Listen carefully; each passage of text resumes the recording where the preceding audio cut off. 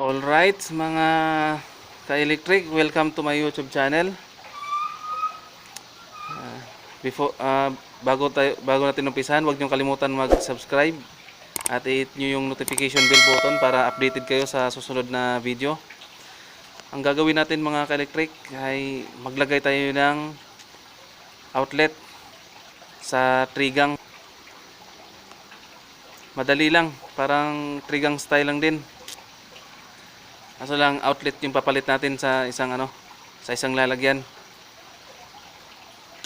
Tatanggalin natin yung isang switch. Papalitan natin ng papalitan natin ng outlet. Parehas lang din yung connection yan sa trigang na switch. Tanggalin natin. Pagtanggal yan, tusukin lang natin sa gilid. Tapos tulak. Sandali lang yan. Nakwento ko na rin yan sa last upload ko, mga ka-electric, kung paano tanggalin yung switch saka outlet. Ito yung binili natin, ipapalit natin doon.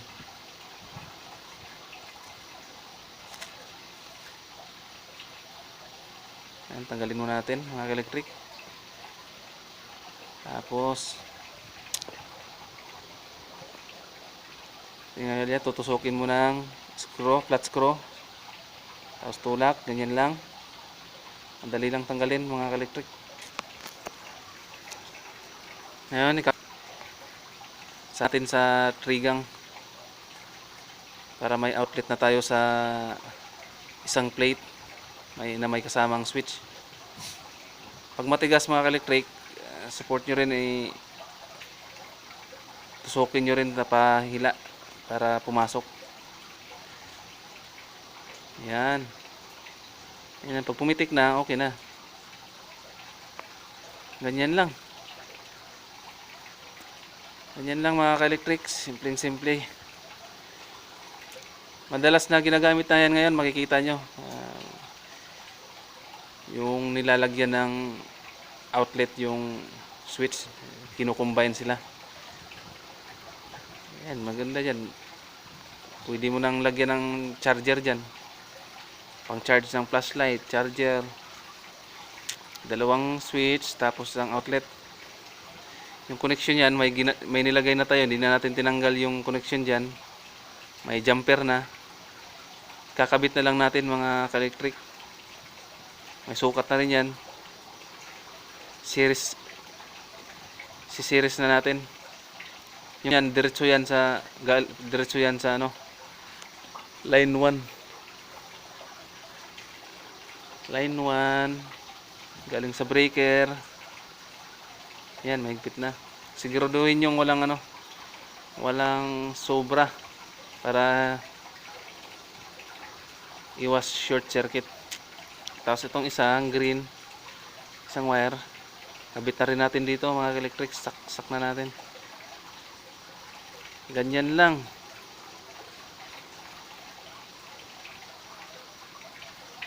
Yung sa line 1 lang yun yung kailangan yung i-series. Lagyan yung jumper, pero sa kabila, yung katapat niya, yan yung diretso sa connection kung saan nyo i-connect. Yung sa switch, papunta yan sa tig-isang wire sa ilaw. Tapos yung isang outlet, diretso na yan sa line 2. Mga ka-electric, ito. Yan, dinugtong na natin yan. Yung galing sa breaker, papunta sa dalawang switch, tsaka isang outlet. Naka-series. Yung black na yan mga ka-electric. Yan. Tapos yung tig-isang sa katapat. Yan. Didugtong din natin sa pangalawang ilaw. Yung galing sa switch, dudugtong mo sa isang wire na papunta sa ilaw.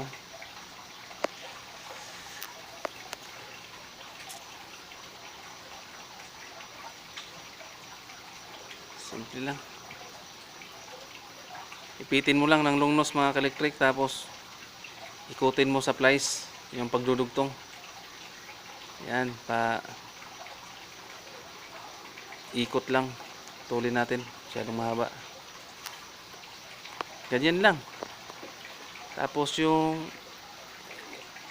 ito, yung galing sa outlet, diretso na yan sa line 2. Tsaka yung pula na yon, diretso na yan sa isang ilaw sa una. Yan, kukunik mo lang dyan. Kakunik yan. Nakadugtong na siya mga ka-electric. Ihigpitan lang natin. Tapos putol. Yan, para yan, ganyan lang. Connect na siya mga ka-electric. Tapos yung ano na lang, yung hindi pa nakakonect, yung ito, yung outlet. Didiretso na, kukonect na rin natin yan sa ano, connection ng breaker sa line 2. Ihalo natin doon sa tig-isang wire galing sa ilaw. Bali apat na siya lahat mga ka-electric. Isang galing sa outlet, tapos tig-isang galing sa ilaw, yung dalawang ilaw na yan, yung tig-isang wire na yan, tatlo, tapos yung pang-apat galing sa line 2.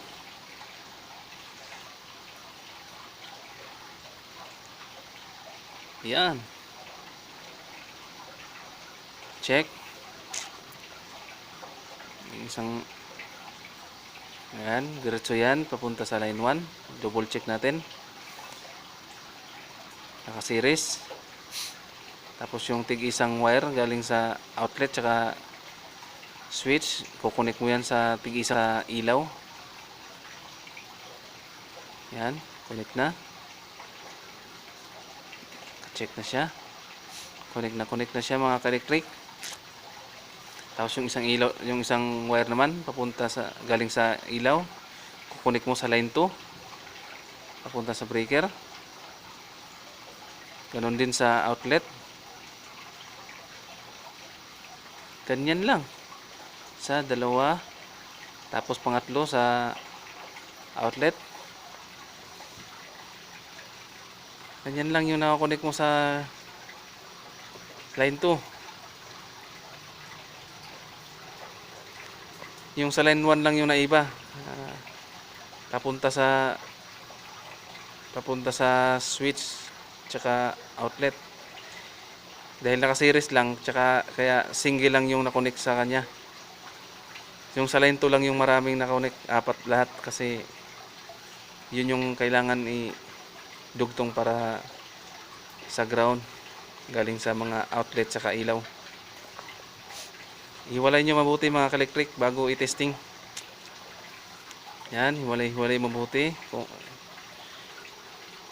Hiwalay lang natin kasi hindi naman natin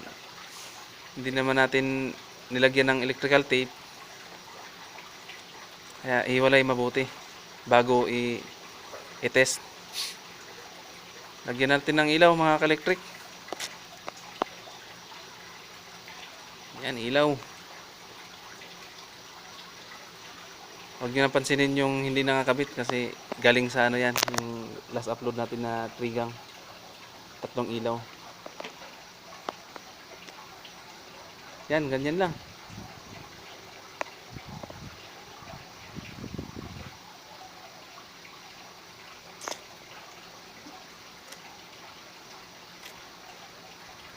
Ano, i-connect na natin. On na natin yung breaker. Yan. Pag nauna, huwag nyo nang hawakan yan. Kasi may tumatakbong kurente na yan dyan. Switch. Yan. Kitang-kita mga ka-electric. Perfect yung ano natin, connection. Takbo ng kurente. Testin natin ulit yung isa. Kung gumagana.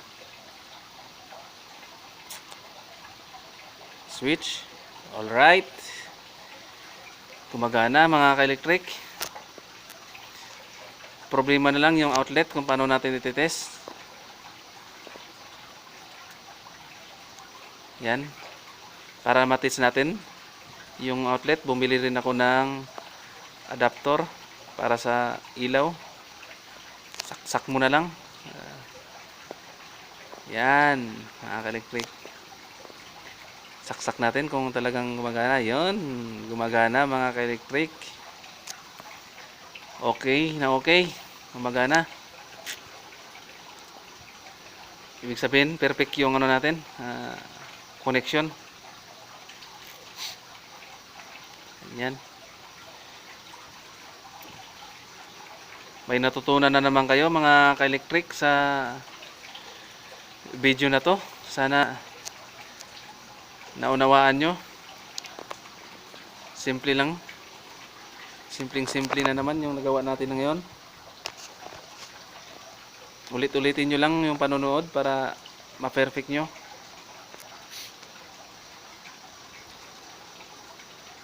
Kung may request kayo mga ka-electric, i-comment nyo lang sa ating comment section.